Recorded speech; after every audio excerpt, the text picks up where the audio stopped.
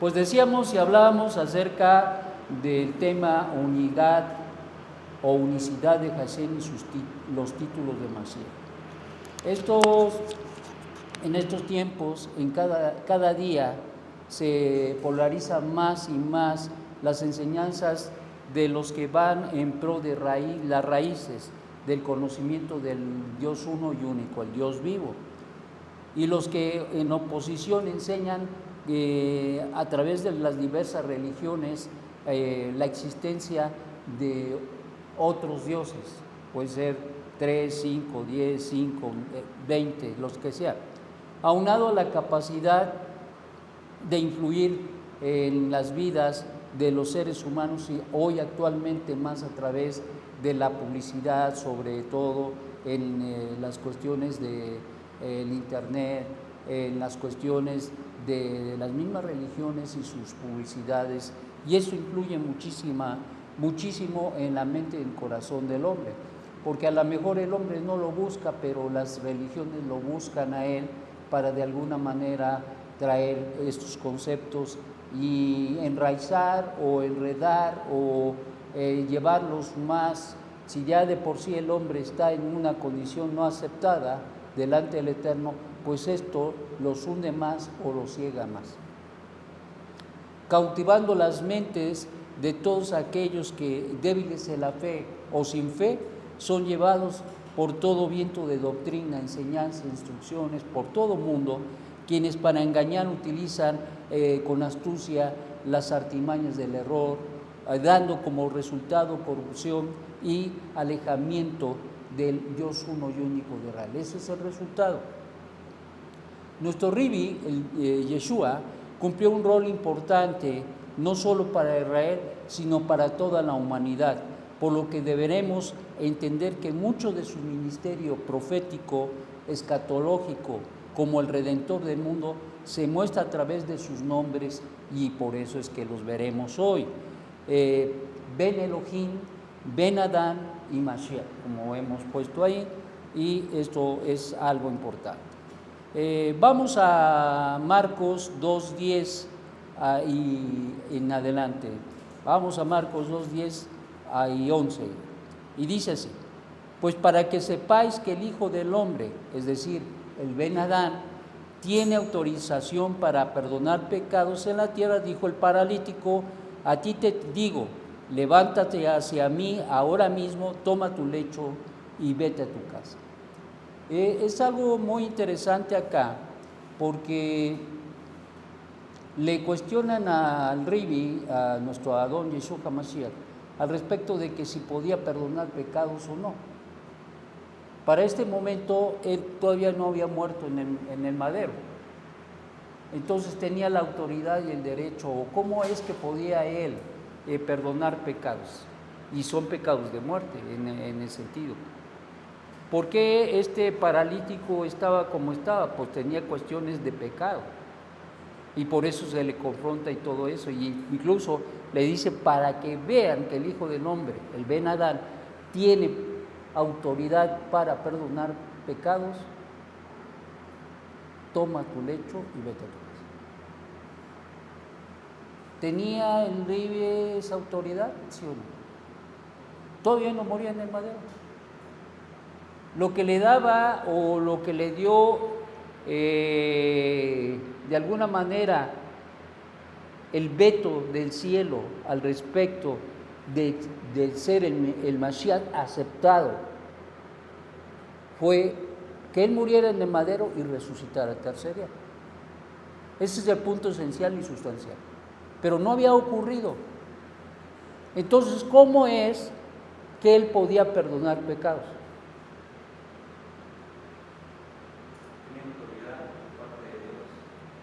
Porque siendo él un enviado de Hashem, como ya vimos en los estudios anteriores, él recibió del cielo esta autoridad y por lo tanto en esa autoridad él podía hacer esto. ¿Están conmigo?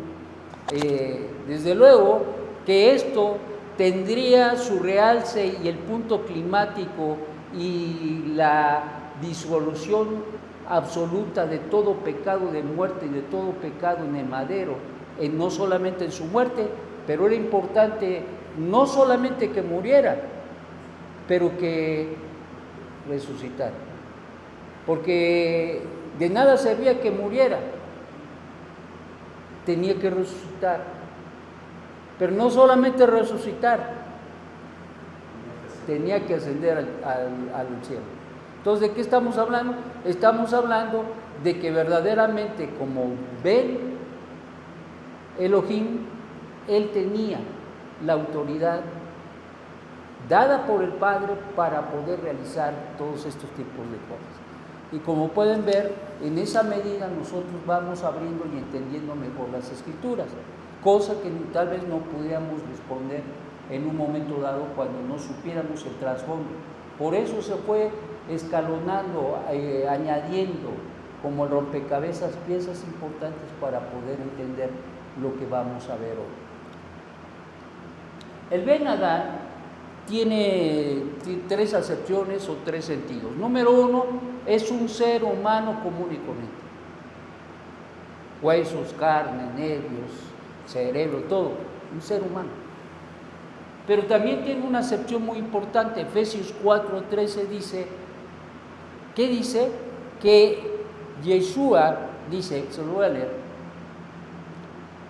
hasta que todos lleguemos a la unidad de la fe y del conocimiento pleno del amado de Dios, a un varón perfecto, a la medida de la estatura de la plenitud de Mashiach.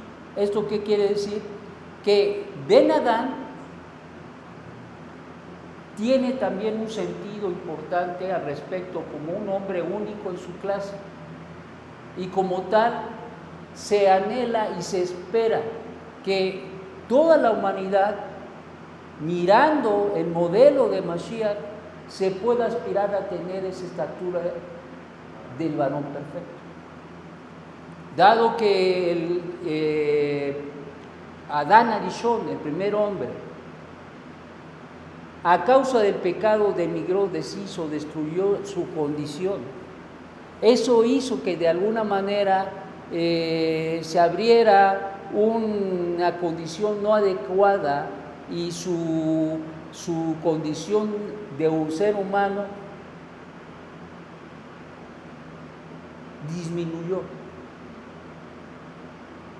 Y por esa razón era necesario que el Ben Adán, otro ser humano, trajera la redención y elevara nuevamente al hombre a una condición correcta, al modelo que el Eterno desde un principio le había dado al hombre, pero que éste perdió por causa del pecado. ¿Están conmigo? Entonces esto es muy importante que lo entendamos. Y por otro lado, también vamos a leer Daniel, les voy a pedir que lean, busquen a Daniel 7, 13 y 14, y vamos a leerlo con cualquiera de ustedes. A ver quién lo lee.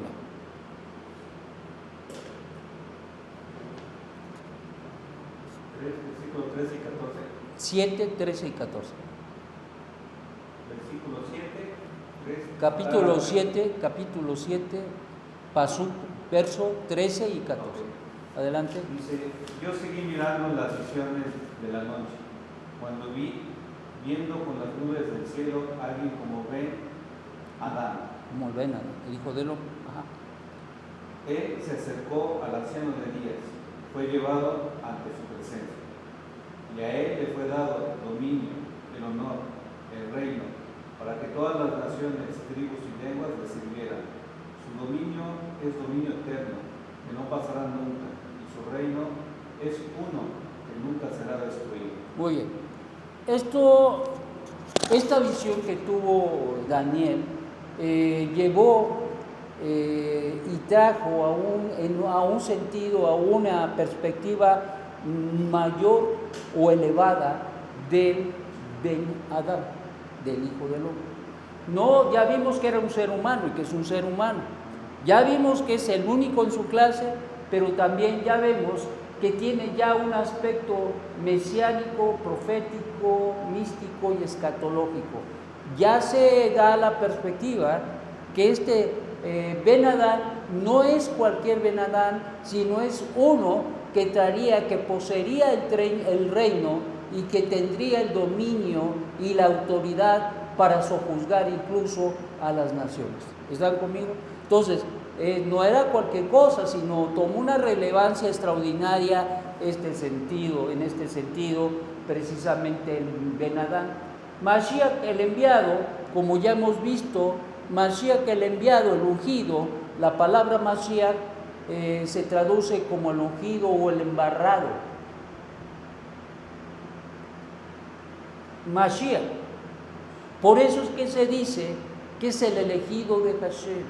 Por eso se dice que Él es el llamado Hashem a realizar y a llevar a cabo esta labor tan extraordinaria como fue la redención, no solamente del pueblo de Israel, sino abrir la puerta para que los gentiles también, las naciones, pudieran aspirar a tener una restauración en su vida para todo aquel que crea, para todo aquel que crea. Recuerden que las escrituras no son de cualquier religión, sino las escrituras, como ya vimos, Hashem se las dio a Israel. Entonces es Israel el poseedor de ellas y Él es el que tiene la autoridad para enseñarnos. Vemos dos genealogías. Vamos a ver las genealogías y vamos a ver primero la de Mateo, y vamos a leer Mateo 1 hasta 1 al 17. 1 al 17. Y luego le voy a pedir a alguien más que nos lea la de Gilel o la de Lucas. Lucas 23 hasta el 38, por favor. ¿Ya apuntaron? Porque voy a borrar. Necesito borrar. Okay.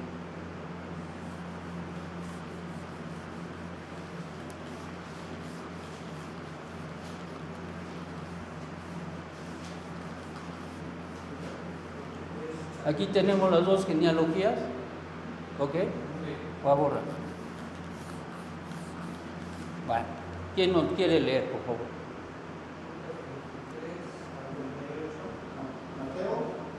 Mateo 1:1 hasta el 17. Por favor. Libro de la genealogía de Jesucristo, hijo de David, hijo de Abraham. Abraham engendró a Isaac, Isaac a Jacob, Jacob a Judá y a sus hermanos. Judá engendró de Tamar a Fares y a Sara, Fares a Esdrón y Esdrón a Aram. Aram engendró a Aminadab, Aminadab a Naasón y Naasón a Salmón. Salmón engendró de Rabat a Boz, Boz engendró a Ruth, a Obed y Obed a Isaí engendró al rey David, y el rey David engendró a Salomón, de la que fue mujer de Urías. Salomón engendró a Roboam a Abadías, y Abadías a Asa. Asa engendró a Josafat, Josafat a Joram, y Joram a Uzías. Uzías engendró a Jotam, Jotam a Acaz, y Acaz a Ezequías. Ezequías engendró a Manases, Manases a Amón, y Amón a Josaías. Josaías engendró a Jeconías y a sus hermanos en el tiempo de la deportación a Babilonia. Después de la deportación a Babilonia, Jeconías engendró a Salatiel y Salatiel a Zorobabel. Zorobabel engendró a Abiud y Abiud a Eliakim y Eliakim a Azor. Azor engendró a Sodoc y Sodoc a Akim y Akim a Eliud. Hasta el 14, ¿eh? Hasta el 17. Y Eliud engendró a Eleazar, Eleazar a Matán, y Matán a Jacob. Y Jacob engendró a José, marido de María, de la cual nació Jesús, llamado el Cristo. De manera que todas las generaciones desde Abraham hasta David son 14. Desde David hasta la deportación a Babilonia, 14. Y desde la deportación a Babilonia hasta Cristo, 14.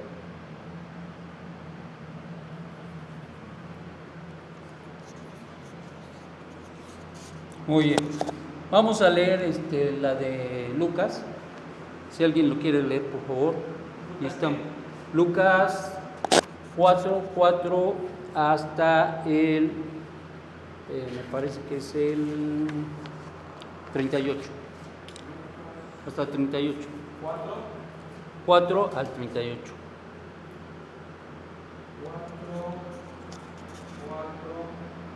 Lucas 4. Escrito Lucas, capítulo 4, versículo 4. Jesús le respondió: escrito está, no solo de pan vive el hombre. Entonces el diablo lo llevó a un lugar alto y le mostró en un instante todos los reinos del mundo. Sobre estos reinos y todo su esplendor le dijo: te daré autoridad, porque a mí me ha sido entregada y puedo dársela a quien yo quiera. Así que, si me adoras, todo será tuyo.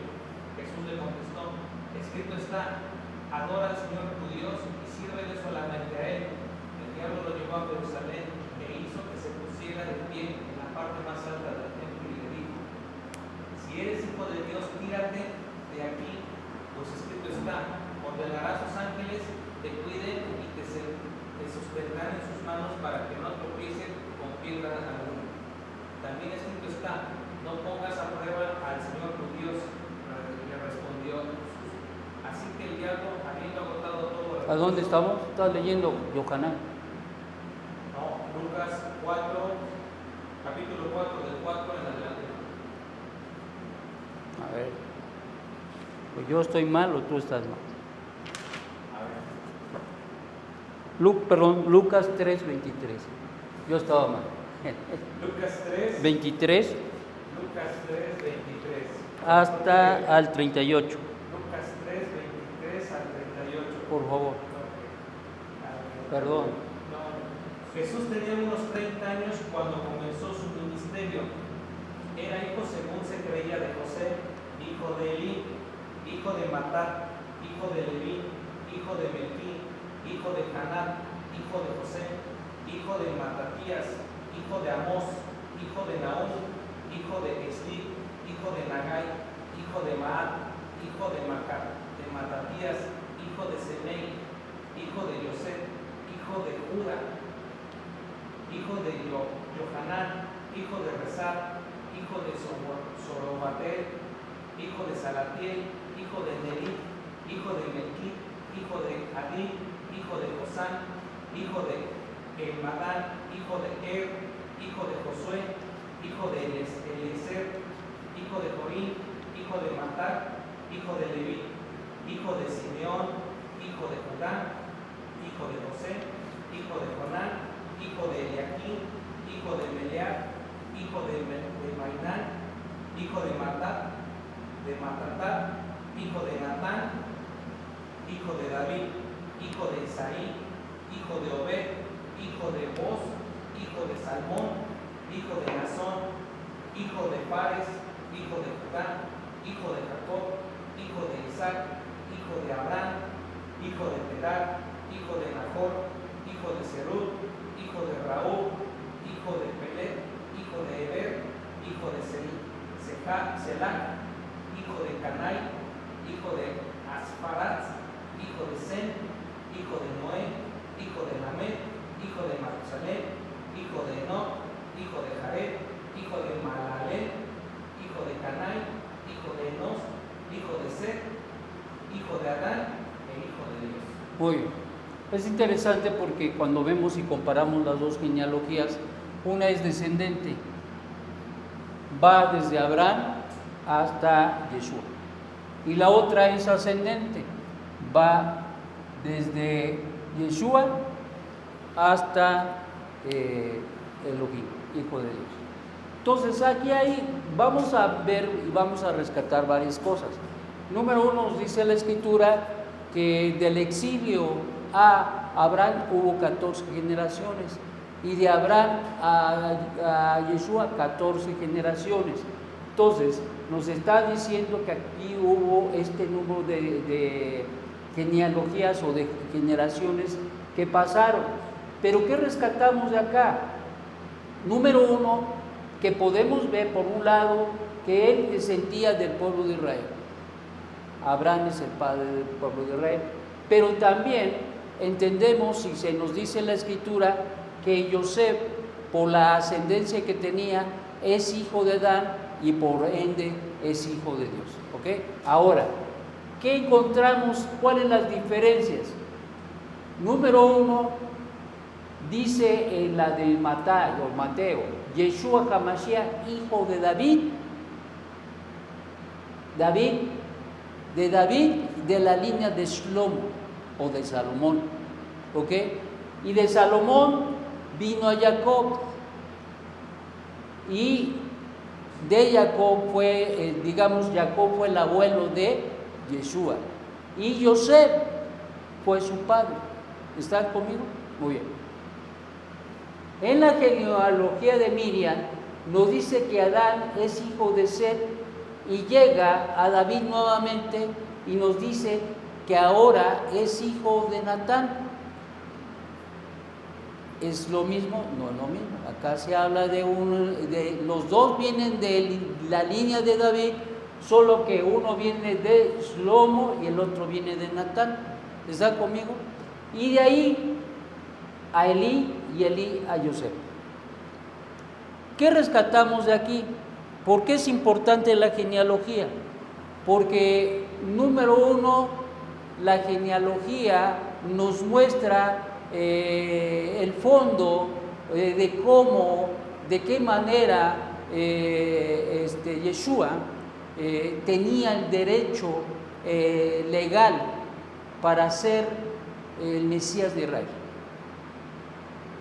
Dado que la herencia venía dada por el Padre y la judeidad era dada por la Madre, por lo tanto, dado que él desciende de su padre fue David, como fue escrito o como estaba escrito en 2 de Samuel 7:12, entonces nos está hablando de que efectivamente él es descendiente de la tribu de David, por consecuentemente la tribu de David es Judá, que es la tribu a la cual se le otorgó por derecho divino el gobierno, la soberanía, el reinado, la corona, el cetro, ¿sí?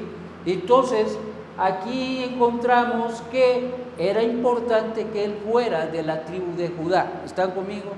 Luego, entonces, también era importante que fuera hijo de David. ¿Por qué? Porque de su linaje habría de venir el Mesías.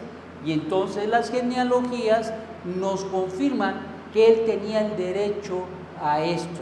¿Están conmigo?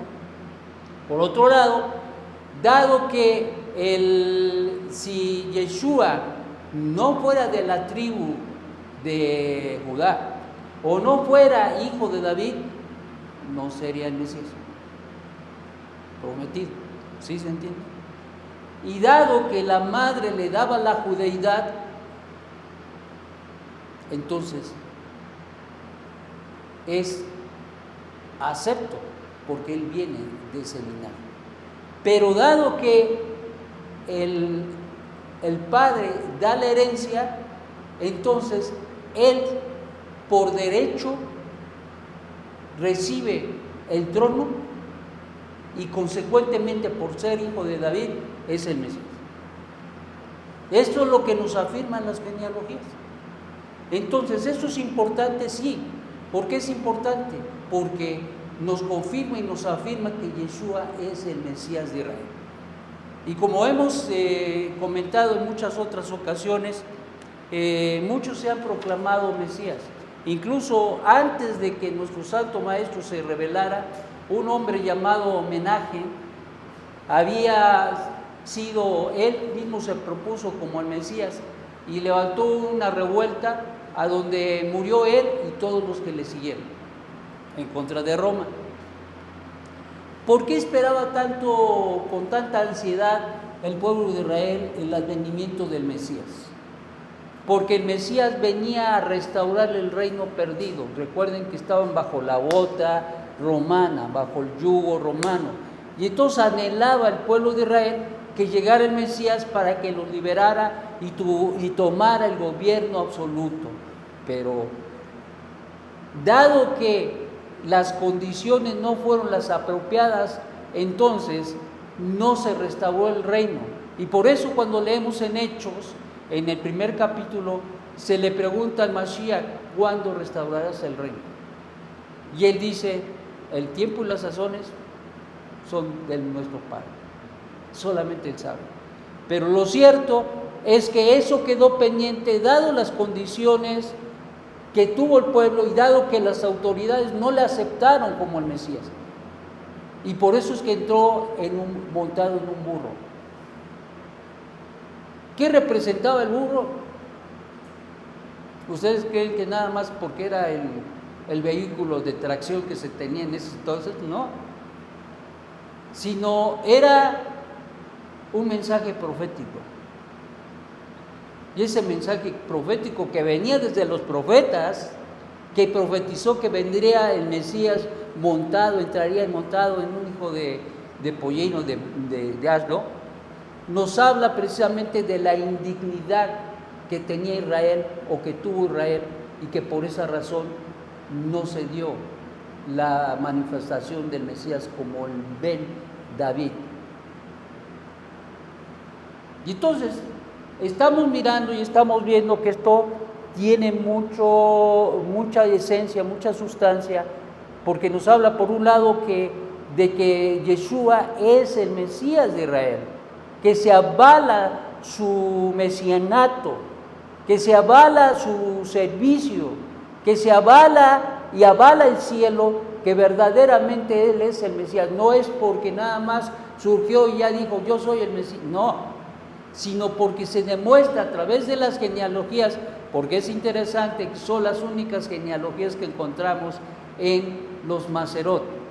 Por lo tanto, nos afirman y nos confirman que Yeshua es el único Mesías y el único descendiente de David que tiene derecho al trono, y por lo tanto Él tiene y tendrá que ser el Mesías, y que en sus dos roles, porque hay dos roles del Mesías, uno como siervo sufriente y el otro como rey invicto. Pero el primero se dio, pero no el segundo, como ya explicamos hace un momento. ¿Qué pasa con todo esto? ¿A dónde nos lleva? ¿Tiene un linaje? ¿Sí o no? Si él no fuera un ser humano, no puede ser descendiente de David. ¿Sí se entiende? Como muchos afirman, y esto lo debes entender, muchos afirman que Yeshua, malentendiendo, no teniendo la información adecuada, que Él tuvo un nacimiento virginal y que el Espíritu Santo, dice por obra del Espíritu Santo, Él nació. Él fue engendrado en María, en Miriam, ¿ok? Pareciera que las evidencias no coinciden, porque una cosa es lo que se dice al respecto de que fue concebido por obra del Espíritu Santo, y otra que si Él es el Mesías, tenía que venir del esperma de David.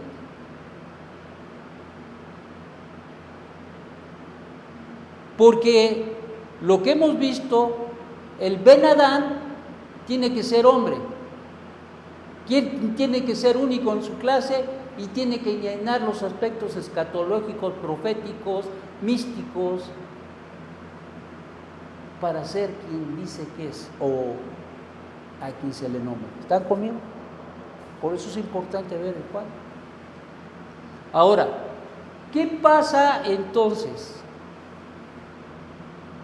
Las Escrituras, ¿qué apoyan? Pues desde luego que la idea o el concepto que se tiene de nacimiento virginal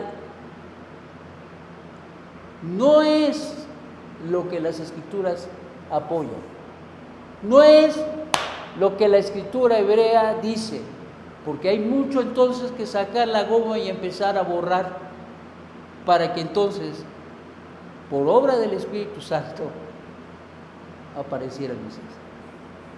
Esto quiere decir que a lo mejor no se entendió o no quiso entender o no se quiso entender el concepto de nacimiento virginal, porque se tiene un entendimiento mal equivocado, mal informado, o tendremos que borrar todo lo que dice la Escritura, porque tendremos que borrar todo esto. Vamos a ver qué dice Romanos 1:1, si nos hace favor de leerlo.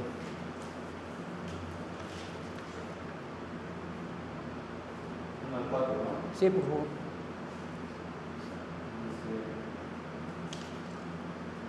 Saulo, deseado un esclavo de Mesías, de Yeshua, un misionero que fue llamado y apartado para las buenas noticias de Elohim.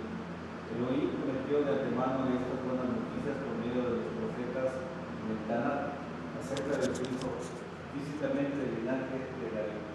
Espiritualmente ha sido poderosamente demostrado ser hijo de Elohim, apartado por haber sido resucitado de entre los muertos. Él es Yeshua, Muy bien. Mashiach, nuestro Salvador. Si me quieres leer, por favor, el verso 3, El 3, en el tuyo. el 3 dice, de ese mismo, Sí. este evangelio habla de su hijo que según la naturaleza humana era descendiente de David. Muy bien. Tú tienes otra versión. Sí, es parecida. Acerca de su Hijo, nuestro Señor Jesucristo, que era del linaje de David según su carne. Muy bien. Es interesante porque en los Maserot se utiliza la palabra linaje. Y linaje, voy a borrar, y linaje se traduce de la siguiente manera.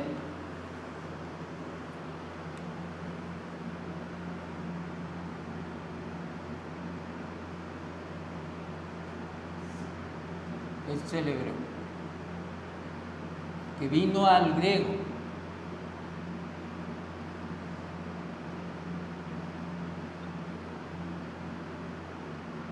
Y al español.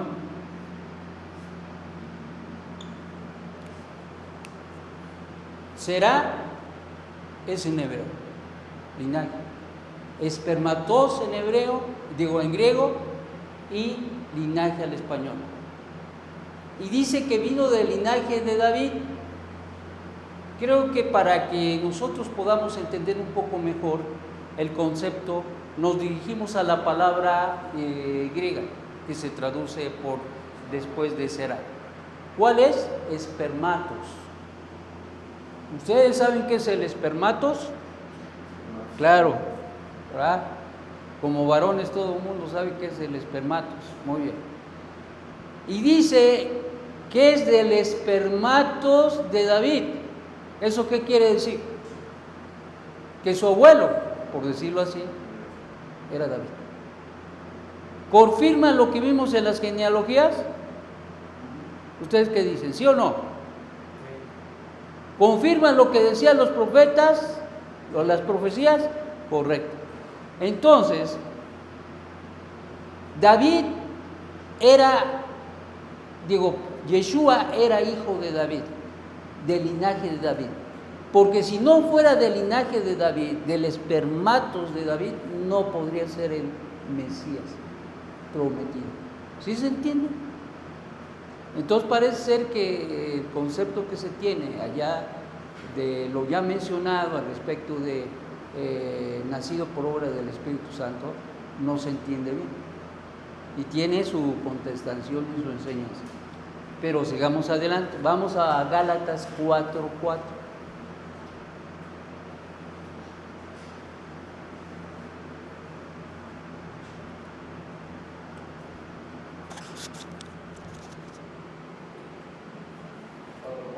Sí.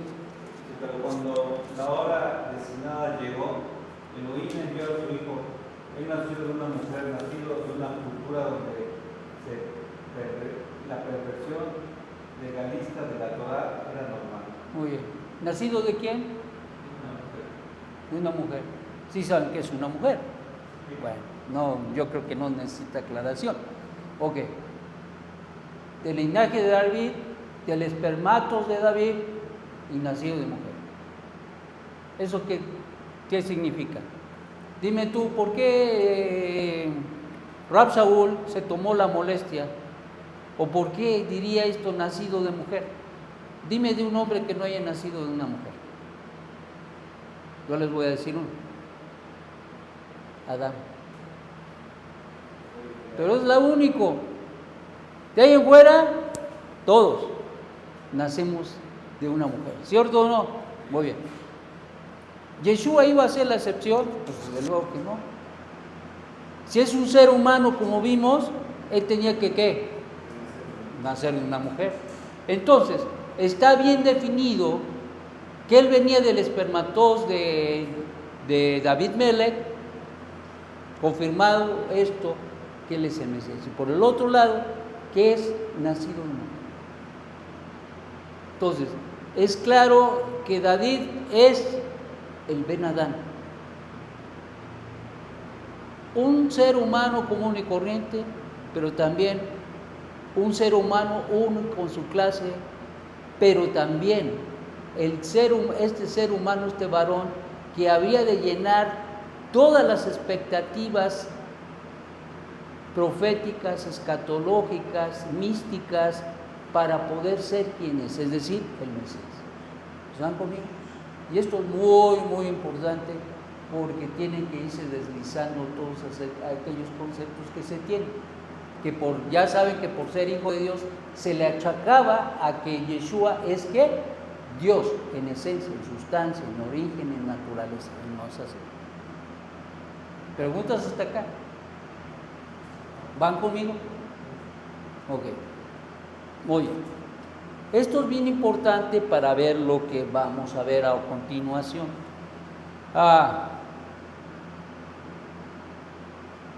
Muy bien.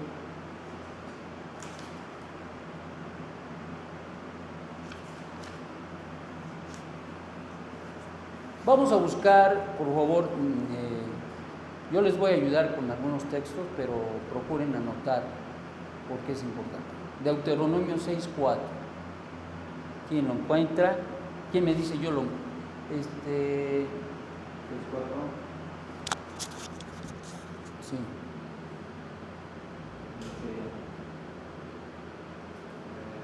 Shema Israel, Elohim, Ahad, escuchad Israel, nuestro Elohim es uno. Muy bien. Shema Israel, Adonai Eloheinu, Adonai Echad. Oye Israel, nuestro Dios es uno. ¿Ok? Sí se entiende que es uno.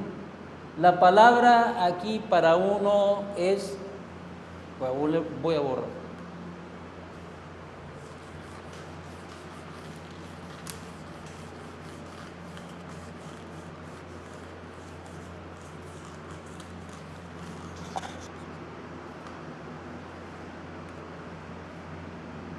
Ese Ejad que creo ya lo mencionamos, pero lo repasamos. Ejad, uno, único, sin división,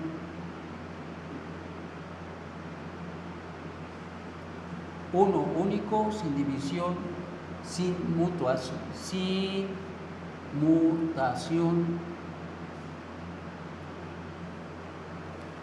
Eso es lo que significa Ejad.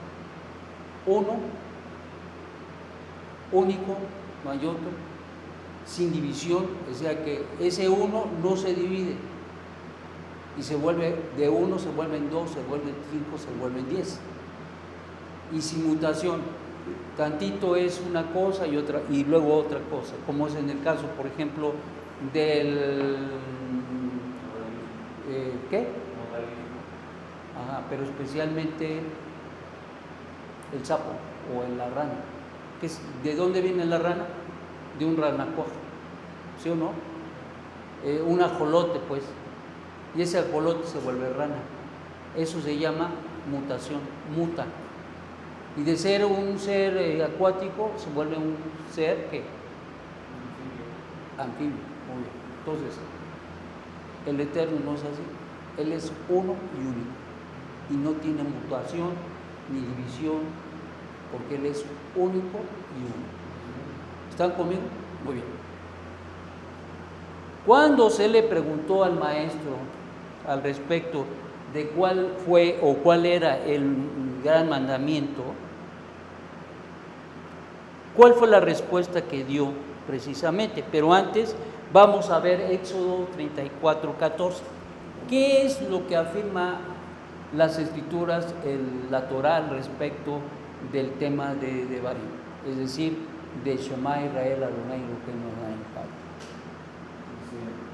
Porque no te inclinarás a ningún otro Dios, puesto que Elohim, cuyo mismo nombre es celoso, Elohim celoso. ¿Qué significa que es celoso? Significa No acepta otro. que no acepta a otro que no sea Él. Es decir, es celoso y no le da la gloria absolutamente a nadie, porque Él es el único Dios. ¿Están conmigo? Muy bien. Ahora vamos a Marcos 12:29, al respecto de la mención anterior, que cuál fue el primer mandamiento que le preguntaron a nuestro santo maestro. ¿Cuál es el primer mandamiento de todos? Es interesante porque aquí tenemos que reflexionar en el hecho de que si, como dicen las religiones, Yeshua es Dios en esencia y sustancia, en origen, en naturaleza, ¿por qué contesta así? Vamos a ver. Yeshua respondió: el más importante es Shema Israel, Elohim Echad, escucha Israel, nuestro Elohim uno es. Muy bien. Escucha Israel, nuestro Dios. Pero me llama la atención porque dice, ¿nuestro qué? Nuestro Dios. No está diciendo Dios, no, sino dice nuestro Dios. Entonces, ¿qué está diciendo? No solamente está diciendo que hay un solo Dios, y que esto es lo que dice la Torá, pero también está diciendo que para Él, el Padre, es su Dios. ¿Están conmigo? Entonces, esto nos debe situar precisamente en lo que estamos viendo, en la unidad y unicidad de Hashem. Muy bien, seguimos. Vamos a Marcos 12, 31 y 32. Se los voy a leer ahora. Dice así. Y el segundo, ¿cuál es el primer y grande mandamiento? Le preguntan. Y el segundo es, amarás a tu prójimo como a ti mismo, mayor que estos no hay otro mandamiento. Y el choferí dijo, bien enseñado, Rabí, ciertamente has dicho, como has dicho, Él es uno y no hay otro además de Él. O sea que para el tiempo de Yeshua, en el judaísmo se aceptaba y se reconocía y se entendía y se creía que había un solo Dios. Yeshua enseñaba eso y el pueblo lo sabía. Entonces, ¿qué pasó? ¿Qué pasó? Vamos a seguir viendo los textos. Yohanan 20:17.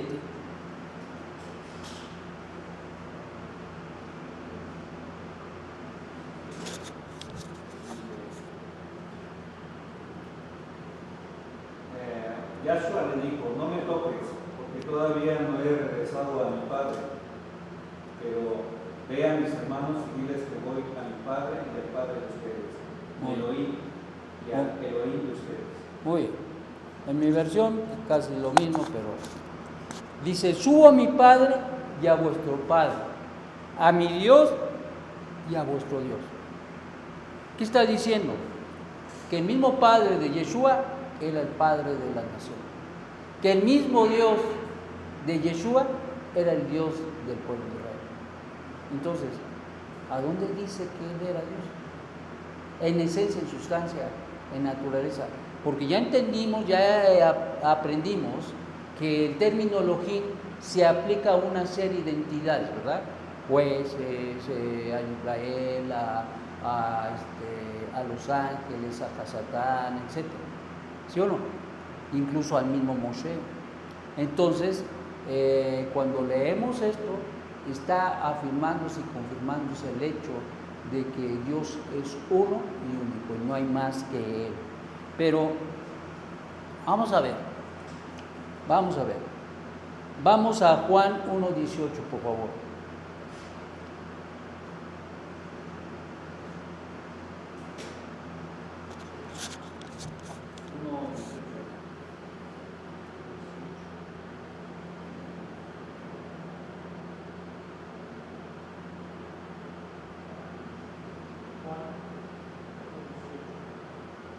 Sí, Dice, nadie ha visto jamás a Elohim, pero el único e incomparable Hijo, quien es idéntico a Elohim y está al lado del Padre, Él le ha dado a conocer. muy bien. Les leo la versión que tengo. A Dios nadie lo ha visto jamás. El unigénito Hijo que está en el seno del Padre, Él no lo declaró o nos lo ha dado a conocer. Ciertamente que nos lo declaró porque es por las palabras y por los hechos que Yeshua hizo que mostró la benevolencia, el amor, la misericordia, la bondad, etcétera, del Dios Altísimo. ¿Por qué? Porque ¿qué dice Yohanan? A Dios nadie le ha visto jamás. Y en Éxodo 33:20, anótenlos lo que le tengan que anotar, dice, pero mi rostro, dice Hashem, él continuó, no puedes ver, cuando Moshe le pidió que le mostrara su gloria, ¿se acuerdan? Bueno, porque un ser humano no me puede mirar y permanecer vivo. Entonces, a Dios nadie lo ha visto jamás, implica por lo tanto que si nadie lo puede ver, entonces, ¿cómo es que lo revela el Ben Elohim? A través de las obras que él realizó y por medio de las palabras que él declaró. ¿Por qué nadie lo ha visto jamás? Número uno, por la santidad que él tiene, él es Kadosh, santo. Y número dos, porque él es espíritu. Y un espíritu no se ve, no se palpa y no se toca. Juan 4:24 dice, Dios es espíritu y los que le adoran en espíritu, en verdad, es necesario que le adoren. ¿Cómo? En espíritu. ¿Dios qué es? Espíritu. Muy bien. Rab Shaul menciona, y miren que estamos repasando casi toda la escritura. Rab Shaul menciona en Efesios 1:3. ¿Quién lo quiere leer? A ver, Manuel. Eduardo, para variar.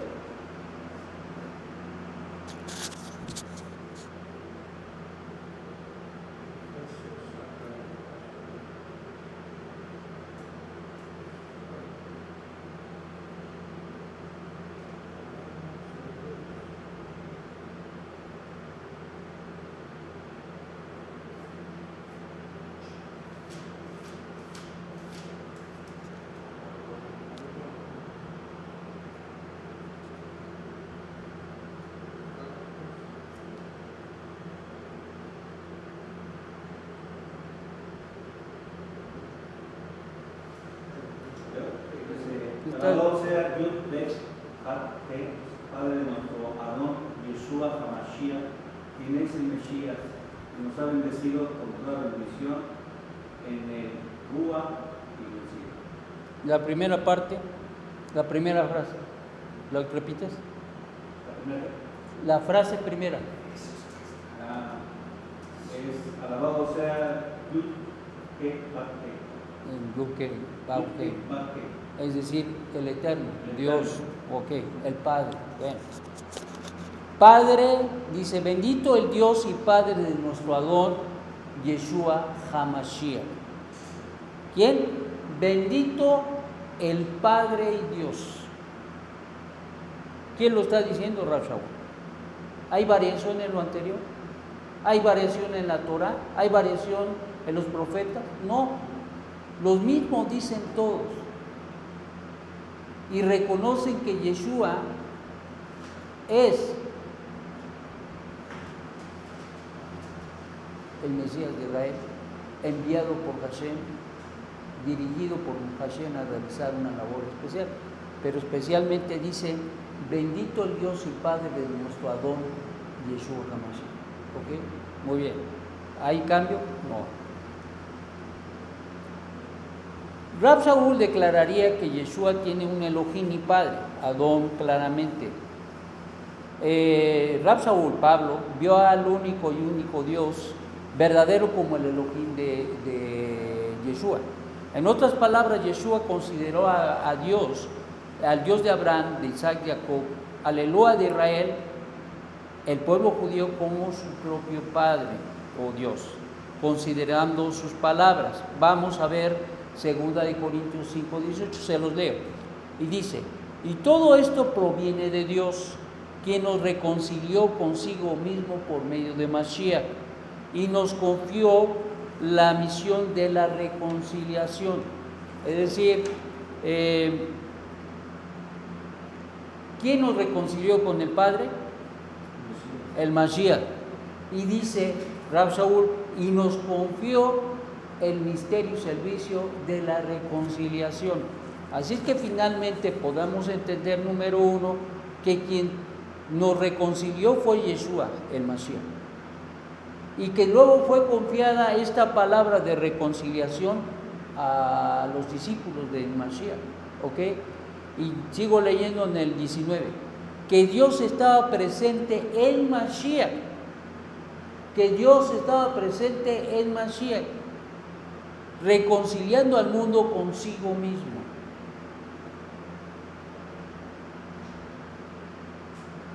Como la presencia divina estaba en el templo, así también la presencia divina, la gloria de Hashem estaba en Yeshua. Pero el templo no era Dios, ¿o sí? Sino la presencia, la nube de gloria que llenaba el templo, ¿se acuerdan?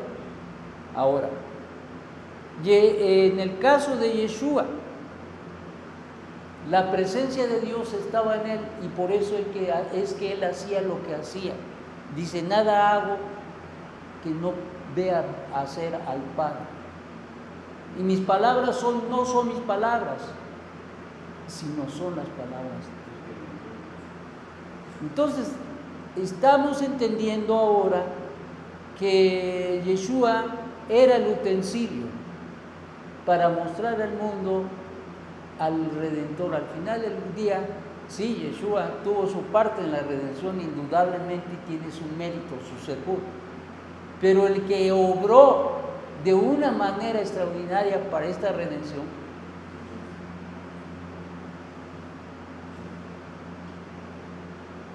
al final del día el Redentor es Hashem, pero ha tenido un instrumento, un medio, un utensilio, y ese utensilio es Yeshua. Desde luego que tuvo su mérito, no se lo quitamos. Yeshua tenía su mérito y fue la parte que le tocó realizar eso. ¿Están conmigo? Muy bien.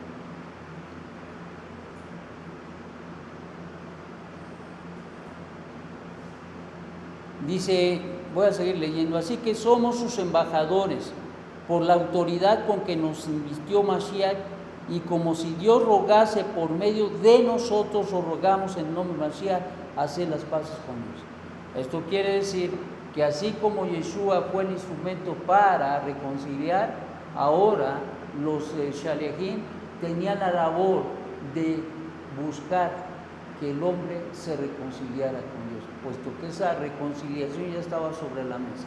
¿Están conmigo? Muy bien. 2 Corintios 4:7.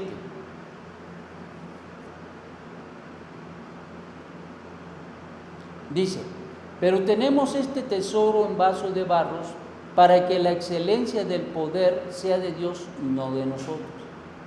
Afirmando el concepto que estamos manejando del hecho de que el templo es el templo y Elohim es Elohim. Entendiendo que nosotros somos instrumentos, somos vasos de barro, pero la gloria es de Hashem. Respecto de esta reconciliación tan extraordinaria, Él nos reconcilió consigo mismo a través de Yeshua. Se hace evidente que por la comprensión del concepto de agencia divina o de jurisprudencia, donde es Elohim a través de su representante, su enviado, que lleva a cabo esta labor de reconciliación. ¿Ok? Continúa Rab Shaul en 1 Corintios 8:6. Dice, se lo voy a leer. Para nosotros, sin embargo, hay un solo Dios. A mí me llama la atención porque Rab Shaul dice y declara, para nosotros ¿quiénes? Para nosotros los judíos, los israelitas, sin embargo, hay un solo Dios. ¿Por qué está diciendo esto? Porque recordemos que esta carta fue dirigida a los corintios. ¿Y qué eran? Paganos politeístas, ¿ok? Y consecuentemente ellos tendrían que aceptar y ellos tendrían que reconocer la unicidad de Hashem. ¿Están conmigo? Dice que hay un solo Dios y Padre del cual provienen todas las cosas y nosotros somos para Él. Y un Adón, Yeshua el Mashiach, por medio de quien son todas las cosas y nosotros por medio de Él. ¿Están conmigo? Muy bien. Efesios 4:6, vayan notando. Un solo Dios. ¿Cuántos dioses? Uno solo. Un solo Dios y Padre de todos, el cual es sobre todos y por todos y en todos. Un solo Dios. A mí me llama mucho la atención porque cuando hemos enseñado esta clase, mucha gente se queda sorprendida de cómo es que la Escritura habla de que hay un solo Dios, hay un solo Dios, hay un solo Dios, hay un solo Padre y Dios. Y lo habían leído por años, pero nunca habían entendido que les estaba hablando de la unidad y unicidad de Dios. Y esto tiene que ver por el hecho de que hasta que haya un elemento que cause la reacción de apertura en la mente y corazón de la gente sigue.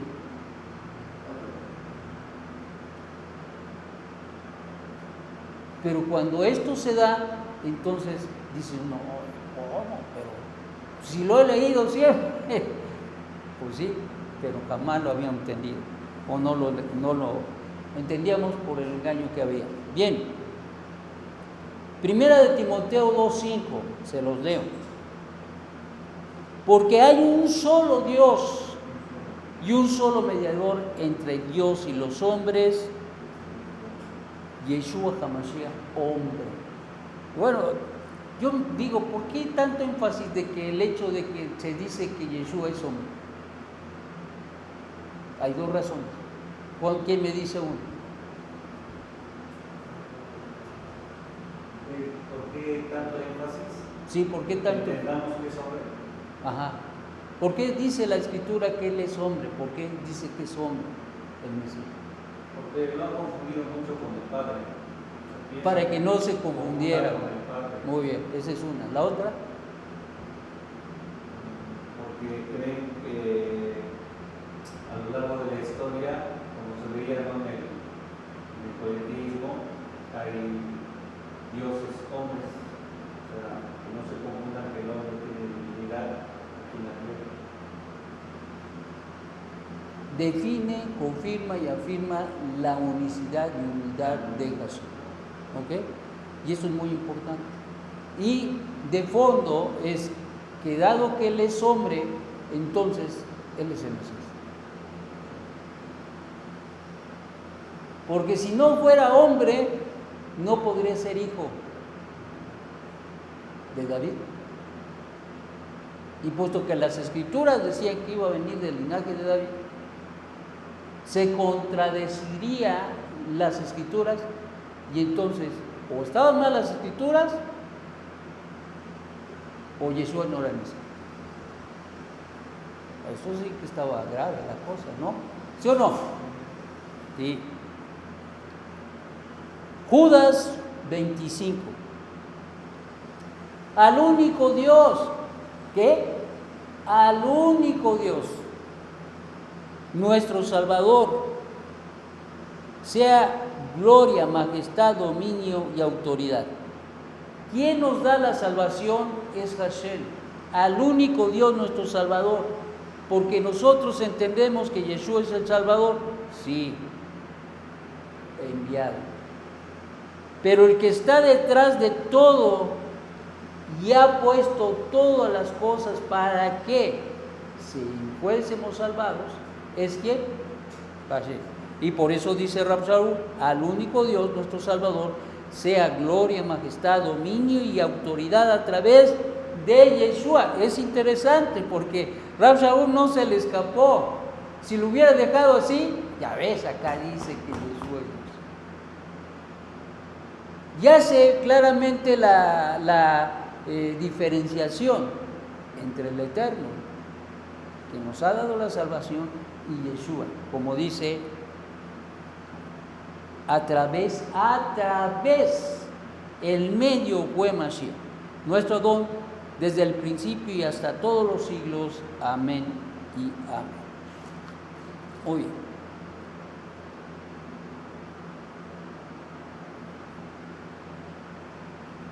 Vamos a Santiago 1:17. Acá tengo una duda, tengo en este versículo así, bueno, en esta versión, dice, Ayud Te nuestro Salvador, por medio de Yeshua HaMashiach, nuestro Adón, significa Dios también. No, Adón es un... Santo, ¿no? No, Adón es Señor, Ah, Santo. es Señor. Y a Yeshua se le identifica como Señor, en respeto, ¿sí? Como respeto. O sea, que Señor en hebreo es Adón. Adón. Sí. Bien, vamos a Santiago 1:17. A ver, vamos a escuchar a Ernesto, hoy no lo hemos oído.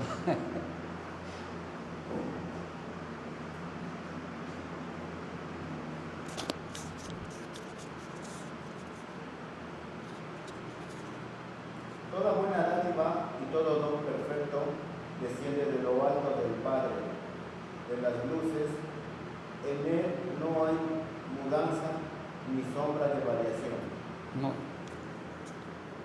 Toda buena dádiva y todo don perfecto provienen de lo alto, del Padre de las luces, en el cual no hay ¿qué?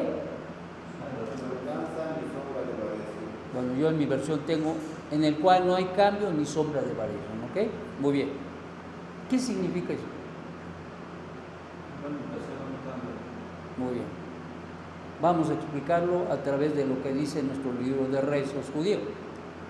Dice nuestro libro, conforme a la Mishnah, o sea, la tradición oral de nuestros maestros, dicho es, y cuanto a todo deje de existir, el solo reverenciado reinará. Él era, Él es y Él será en gloria. Y Él es uno y único, y no hay otro que se le compare ni se le iguale.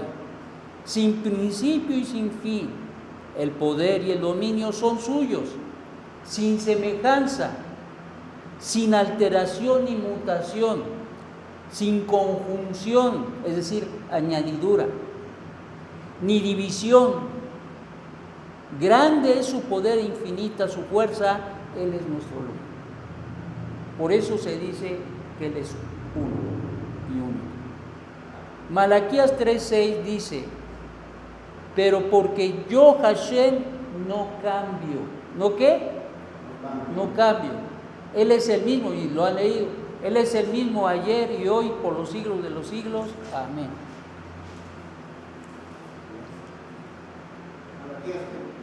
Perdón, Malaquías 3:6. Números 23:19. Dice, Elohim no es un ser humano que miente, ni como un hijo de hombre para ser amenazado. Dirá él y no la hará, hablará él y no cumplirá su palabra. Entonces, dice que no es un ser humano ni es un Ben Elohim, un Ben Adán, un hijo del hombre. ¿Están conmigo? Entonces, pues claro, más claro, ni el agua. ¿Ok? Muy bien.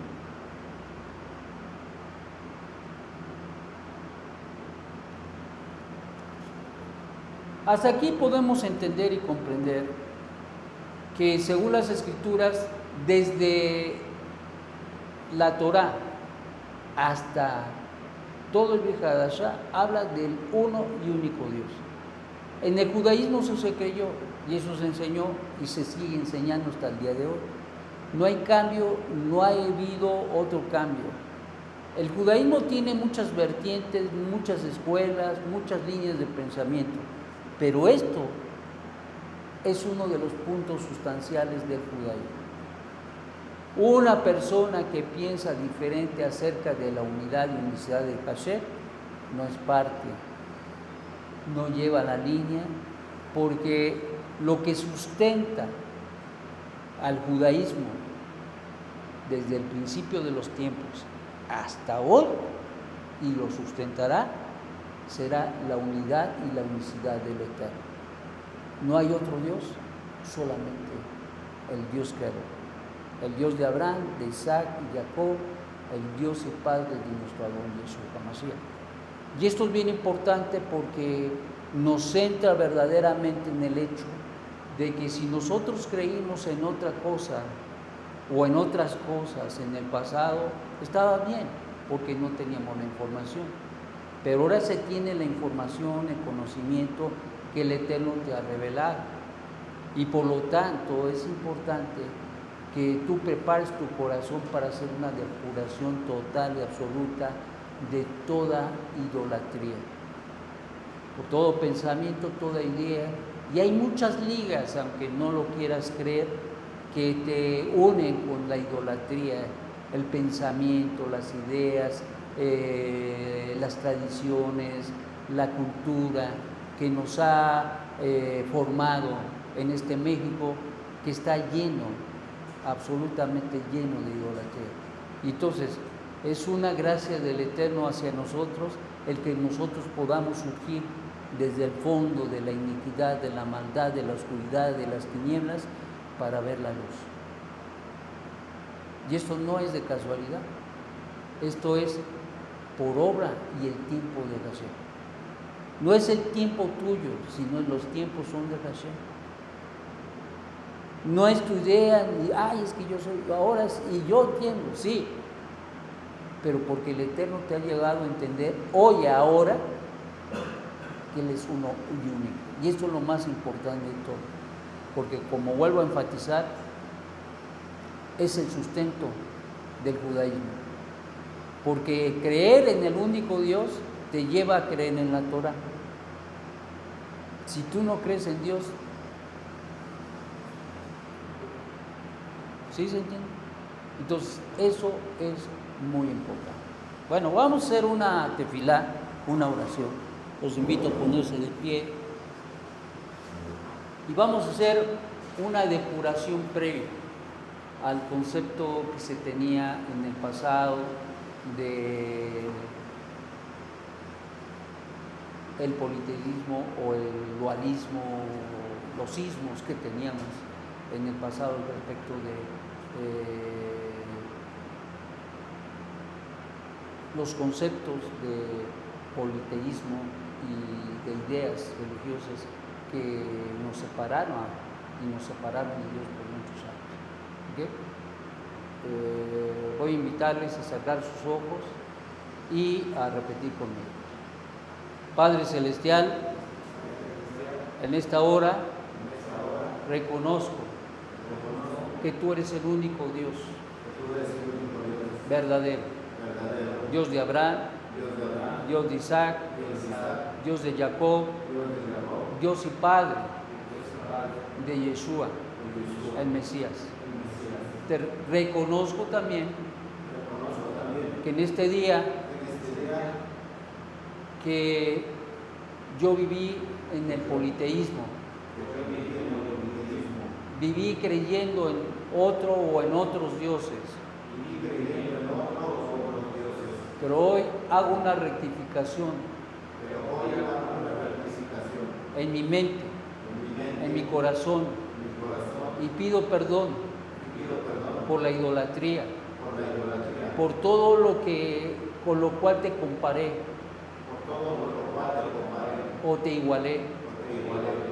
Hoy te pido perdón Hoy te pido perdón y reconozco y reconozco tu unidad y tu unicidad. tu unidad y la felicidad. Que sea tu voluntad, Padre, Que sea tu voluntad, Padre, que tú me lleves al conocimiento, que tú me lleves a un conocimiento verdadero a un conocimiento verdadero del único Dios verdadero. del único Dios verdadero. Y que vaya yo encaminándome Que vaya yo encaminándome hacia el pacto hacia el pacto con ese Dios. con ese Dios. Te lo pido de todo corazón. Te lo pido de todo corazón. Amén y amén. Amén y amén. Bueno, pueden abrir sus ojos. Baruch Hashem. Bueno, pues hasta aquí la clase. ¿Tienen alguna pregunta? ¿Todo bien? Muy bien.